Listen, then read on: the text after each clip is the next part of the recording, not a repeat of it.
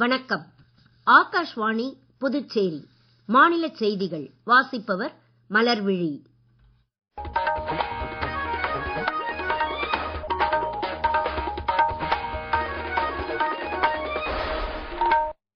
தலைப்புச் செய்திகள்.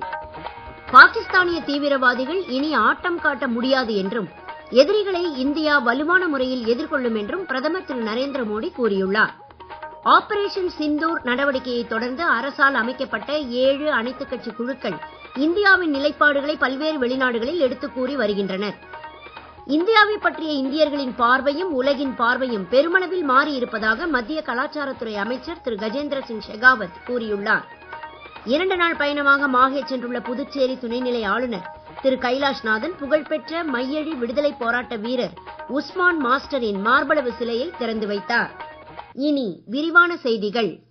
பிரதமர் திரு நரேந்திர மோடி இன்று பிற்பகல் உத்தரப்பிரதேஷ் மாநிலம் கான்பூரில் மொத்தம் 47,573 கோடி ரூபாய் மதிப்பில் பல்வேறு முக்கிய வளர்ச்சித் திட்டங்களை தொடக்கி வைத்து வேறு பல திட்டங்களுக்கு அடிக்கல் நாட்டினார்.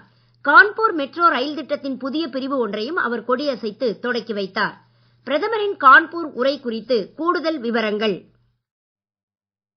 ஆபரேஷன் சிந்தூர் நடவடிக்கையின் போது இந்திய சகோதரிகளின் வலியையும் கோபத்தையும் உலகமே கண்டதாக பிரதமர் கூறினார். தீவிரவாத மையங்களை இந்தியா தாக்கி அழித்த போது நடுங்கி போன பாகிஸ்தான் ஆபரேஷன் சிந்தூர் நடவடிக்கை முடிந்து விட்டதாக பொய்க் கனவில் இருந்துவிடக் கூடாது என்றும் அவர் குறிப்பிட்டார். பாகிஸ்தானில் அரசு ஆதரவுடனோ அல்லது தாங்களாகவோ செயல்படக்கூடிய எல்லா தீவிரவாதிகளும் இனி ஆட்டம் காட்ட முடியாது என்றும் எதிரிகளை இந்தியா வலுவான முறையில் எதிர்கொள்ளும் என்றும் அவர் கூறினார். இந்திய படைகளின் துணிச்சல் மற்றும் வீரம் காரணமாகவே சண்டை நிறுத்தம் கோரி கெஞ்சும் நிலை பாகிஸ்தானுக்கு ஏற்பட்டதாக பிரதமர் மேலும் குறிப்பிட்டார். முன்னதாக பீகார் மாநிலம் காராகாட்டில் இன்று காலை நடைபெற்ற விழாவில் மொத்தம் 48,520 கோடி ரூபாய் மதிப்பில் பல்வேறு வளர்ச்சித் திட்டங்களை பிரதமர் திரு நரேந்திர மோடி தொடக்கி வைத்து வேறு பல திட்டங்களுக்கு அடிக்கல் நாட்டினார். தீவிரவாதத்திற்கு எதிராக இந்தியா அயராது போராடி வருவதாகவும் இப்போராட்டம் ஒருபோதும் நிற்காது என்றும் அவர் கூறினார். நாட்டிற்கு எதிரான அச்சுறுத்தல் எல்லைக்கு அப்பால் இருந்து வந்தாலும் உள்ளே இருந்து வந்தாலும் அதை நசுக்கும் மன உறுதி மாறாது என்றும் பிரதமர் குறிப்பிட்டார். ஆபரேஷன் சிந்தூர் நடவடிக்கை பற்றிய இந்தியாவின் தூதரக புறவீச்சு முயற்சிகளின் ஒரு பகுதியாக அரசால் அமைக்கப்பட்ட 7 அனைத்துக் கட்சி குழுக்கள் தீவிரவாதத்தை ஒழிப்பதில் இந்தியாவிற்குள்ள உறுதிப்பாட்டை பல்வேறு நாடுகளில் உயர்நிலை பிரதிநிதிகளுடன் எடுத்துக் கூறி வருகின்றனர். ஜேடியு நாடாளுமன்ற உறுப்பினர் திரு சஞ்சய் ஜா தலைமையிலான குழுவினர் ஜப்பான், தென்கொரியா மற்றும் சிங்கப்பூரை தொடர்ந்து தற்போது இந்தோனேஷியாவில் இத்தகைய கூட்டங்களை நடத்தி வருகின்றனர். இந்தோனேஷியாவின் நாத்லதுல் உலமா நிர்வாக வாரியம் உள்ளிட்ட அமைப்புகள் தீவிரவாதம் பற்றிய இந்தியாவின் நிலைப்பாடுகளுக்கு ஆதரவு வெளியிட்டுள்ளன. காங்கிரஸ் எம்பி திரு சசி தரூர் தலைமையிலான அனைத்துக் கட்சி குழுவினர் கொலம்பியாவிலும், தேசியவாத காங்கிரஸ் நாடாளுமன்ற உறுப்பினர் திருமதி சுப்ரியா சுலே தலைமையிலான குழுவினர் தென்னாப்பிரிக்காவிலும், பிஜேபி நாடாளுமன்ற உறுப்பினர் திரு பைஜெயந்த் பாண்டா தலைமையிலான குழுவினர் சவுதி அரேபியாவிலும் இதே போன்ற செயல்பாடுகளில் ஈடுபட்டனர். திமுக நாடாளுமன்ற உறுப்பினர் திருமதி கனிமொழி தலைமையிலான அனைத்துக் கட்சி குழுவினர் தீவிரவாதத்தை கொஞ்சம் கூட சகித்துக் கொள்ள முடியாது என்னும் இந்தியாவின் நிலைப்பாட்டை எடுத்துக் கூறுவதற்காக இன்று லட்வியா சென்றடைந்துள்ளனர். இந்தியாவை பற்றிய இந்தியர்களின் பார்வையும் இந்தியாவை பற்றிய உலகின் பார்வையும் பெருமளவில் மாற்றம் கண்டுள்ளதாக மத்திய கலாச்சாரம் மற்றும் சுற்றுலாத்துறை அமைச்சர் திரு கஜேந்திர சிங் ஷெகாவத் கூறியுள்ளார். இன்று புதுடெல்லியில் இந்திய தொழில்கள் கூட்டமைப்பின் வருடாந்திர வர்த்தக மாநாட்டில் உரையாற்றிய அவர், வரலாறு மற்றும் கலாச்சார வளத்திற்கு புகழ்பெற்ற நாடு இந்தியா என்றும், இந்தியாவின் பாரம்பரிய ஞானத்தை கற்றுக்கொள்ள உலகெங்கிலும் இருந்து பலர் இந்தியாவிற்கு வருவதாகவும் கூறினார். சுற்றுலாத்துறைக்கான உள்கட்டமைப்பு வசதிகளுக்கு அரசு அளித்து வரும் ஆதரவு காரணமாக இந்தியாவின் சுற்றுலாத்துறை தற்போது புதிய உயரங்களுக்கு மேம்பட்டுள்ளதாக அமைச்சர் தெரிவித்தார். உலகிலேயே சர்வதேச சுற்றுலா பயணிகளை விட உள்நாட்டு சுற்றுலா பயணிகளின் எண்ணிக்கையை உயர்த்தும் வாய்ப்பு அதிகமுள்ள நாடு இந்தியாதான் என்றும், சுற்றுலாத்துறையில் உருவாகி வரும் புரட்சிகரமான மாற்றங்களால் இத்துறையின் வளர்ச்சி பல மடங்கு அதிகரிக்கும் என்றும் அவர் குறிப்பிட்டார். மத்திய தகவல் ஒலிபரப்புத்துறை செயலர் திரு சஞ்சய் ஜாஜு இம்மாநாட்டில் பேசுகையில், இந்திய படைப்புத் திறன்சார் தொழில்நுட்ப கழகத்தின் தற்காலிக வளாகம் அடுத்த மாதம் மும்பையில் திறக்கப்படும் என்றார். கடந்த மாதம் மும்பையில் நடைபெற்ற வேவ்ஸ் உச்சி மாநாட்டினால் இந்தியாவின் மென்திறன்கள் குறித்து உலக அளவில் உற்சாகம் ஏற்பட்டுள்ளதாகவும், இம்மாநாட்டின் ஒரு பகுதியாக நடைபெற்ற வேவ்ஸ் பஜாரில் 1300 கோடி ரூபாய் அளவிற்கு வர்த்தக பேரங்கள் எட்டப்பட்டுள்ளதாகவும் அவர் தெரிவித்தார். நீங்கள் கேட்டுக்கொண்டிருப்பது மாநில செய்திகள். ஆகாஷ்வாணி செய்திகளை நேயர்கள் உடனுக்குடன் தெரிந்து கொள்ள எமது புதுச்சேரி மண்டல செய்தி பிரிவின் சமூக ஊடகங்களான @airnews புதுவை என்ற எக்ஸ் பக்கத்தையும், all India radio news Puducherry என்ற Facebook பக்கத்தையும், @RNU புதுச்சேரி என்ற யூடியூப் சேனலையும் அணுகலாம்.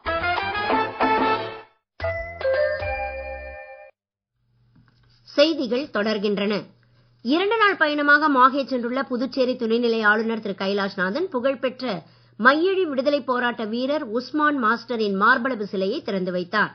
மாஹே உஸ்மான் அரசு உயர்நிலைப் பள்ளியில் இந்த சிலை நிறுவப்பட்டுள்ளது.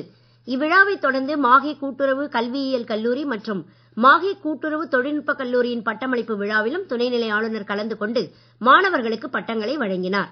முன்னதாக மாஹே மண்டல நிர்வாக அதிகாரி அலுவலகத்தில் துணைநிலை ஆளுநர் தலைமையில் நடைபெற்ற ஆய்வுக் கூட்டத்தில் சட்டமன்ற உறுப்பினர் திரு ரமேஷ் பரம்பத், மண்டல நிர்வாக அதிகாரி திரு மோகன்குமார், நகராட்சி ஆணையர் திரு சதேந்திர சிங் மற்றும் பல்வேறு துறை அதிகாரிகள் கலந்து கொண்டனர். மாஹே பகுதியில் அரசு துறைகள் மூலமாக அமலாகும் திட்டப்பணிகள் குறித்து இக்கூட்டத்தில் மறு ஆய்வு செய்யப்பட்டது. புதுச்சேரி அரசின் சட்டத்துறை ஒப்பந்த அடிப்படையில் 2 ஆலோசகர் பதவிகளை நிரப்ப உத்தேசித்துள்ளது. மாநில அரசில் குறைந்தபட்சம் அமைச்சக உதவியாளர்களாக பணியாற்றி ஓய்வு பெற்ற அரசு அலுவலர்கள் ஜூன் 6ஆம் தேதிக்குள் இதற்கு விண்ணப்பிக்கலாம் என்றும், கூடுதல் விவரங்களுக்கு சட்டத்துறையின் இணையதளத்தை அணுகலாம் என்றும் அறிவிக்கப்பட்டுள்ளது. ஆபரேஷன் சிந்தூர் நடவடிக்கையின் வெற்றியை நாம் கொண்டாடி வரும் வேளையில் இந்திய படையினரின் வீரத்தை நாடே போற்றுகிறது. இந்திய படையினருக்கு புகழாரம் சூட்டும் வகையில் ஆகாஷ்வாணி செய்தி பிரிவு சிறப்பு தொடர் ஒன்றை ஒலிபரப்பி வருகிறது. அந்த வரிசையில் 1962ஆம் ஆண்டு சீனா இந்தியா போரின் போது அபாரமான துணிச்சல் மற்றும் வீரத்தை வெளிப்படுத்தி பரம்வீர் சக்ரா விருது பெற்ற மேஜர் தன்சிங் தாப்பா குறித்து ஒரு செய்தி தொகுப்பு.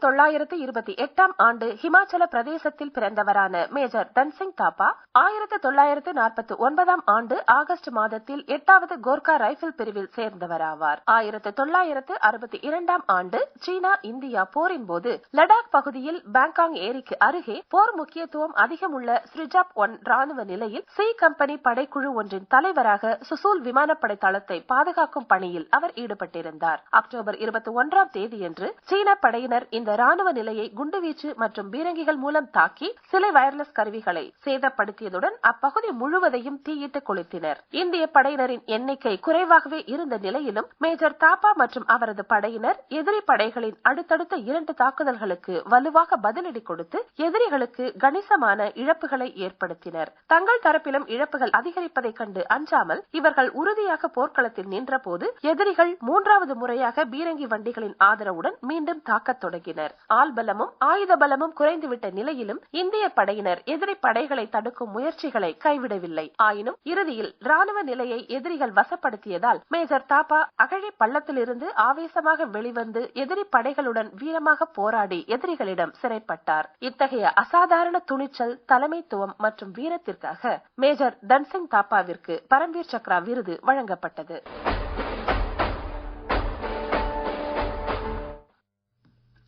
ஆகாஷ்வாணியில் 37 ஆண்டுகள் பொறியாளராக பணிபுரிந்து ஓய்வு பெறும் திரு பி. அபிமன்னனுக்கு இன்று புதுச்சேரி வானொலி நிலையத்தில் பிரிவு உபச்சார விழா நடைபெற்றது.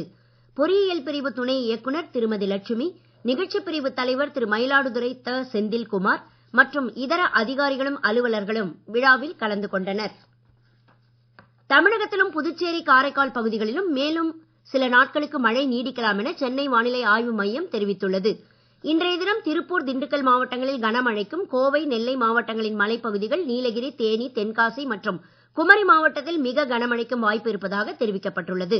சூறாவளி காற்று வீச வாய்ப்புள்ள வங்கக்கடல் பகுதிகள் மற்றும் தமிழகத்தின் கடலோர பகுதிகளுக்கு செல்ல வேண்டாம் என மீனவர்கள் அறிவுறுத்தப்பட்டுள்ளனர். ஐபிஎல் கிரிக்கெட்டில் இன்றிரவு 7:30 மணிக்கு சண்டிகரில் நடைபெறும் எலிமினேட்டர் போட்டியில் குஜராத், மும்பை அணிகள் மோத உள்ளன. இப்போட்டியில் வெற்றி பெறும் அணி ஜூன் 1ஆம் தேதி நடைபெற உள்ள 2வது குவாலிஃபயர் போட்டியில் பஞ்சாப் அணியுடன் மோதும். நேற்றிரவு முல்லன்பூரில் நடைபெற்ற 1வது குவாலிஃபயர் போட்டியில் பெங்களூரு அணி 8 விக்கெட் வித்தியாசத்தில் பஞ்சாப் அணிக்கு எதிராக வெற்றி பெற்று இறுதிப் போட்டிக்கு தகுதி பெற்றது.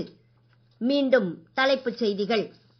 பாகிஸ்தானிய தீவிரவாதிகள் இனி ஆட்டம் காட்ட முடியாது என்றும் எதிரிகளை இந்தியா வலுவான முறையில் எதிர்கொள்ளும் என்றும் பிரதமர் திரு நரேந்திர மோடி கூறியுள்ளார். ஆபரேஷன் சிந்தூர் நடவடிக்கையை தொடர்ந்து அரசால் அமைக்கப்பட்ட 7 அனைத்துக் கட்சி குழுக்கள் இந்தியாவின் நிலைப்பாடுகளை பல்வேறு வெளிநாடுகளில் எடுத்துக் கூறி வருகின்றன. இந்தியாவை பற்றிய இந்தியர்களின் பார்வையும் உலகின் பார்வையும் பெருமளவில் மாறியிருப்பதாக மத்திய கலாச்சாரத்துறை அமைச்சர் திரு கஜேந்திர சிங் ஷெகாவத் கூறியுள்ளார். 2 நாள் பயணமாக மாஹே சென்றுள்ள புதுச்சேரி துணைநிலை ஆளுநர் திரு கைலாஷ்நாதன் புகழ்பெற்ற மையழி விடுதலை போராட்ட வீரர் உஸ்மான் மாஸ்டரின் மார்பளவு சிலையை திறந்து வைத்தார். இத்துடன் இந்த செய்தி அறிக்கை நிறைவு பெறுகிறது. வணக்கம்.